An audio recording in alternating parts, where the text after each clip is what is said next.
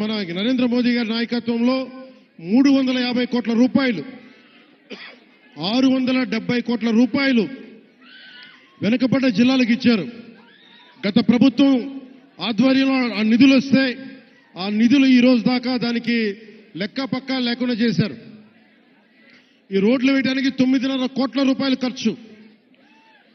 మీ దగ్గరికి ఓట్లు అడిగిన వ్యక్తులు నేను అన్యాయం అయిపోయిన చెప్పిన బిడ్డ మీరు చూడండి, 5 సంవత్సరాల పాలనలో మీకు రోడ్లు వేయలేకపోయారు.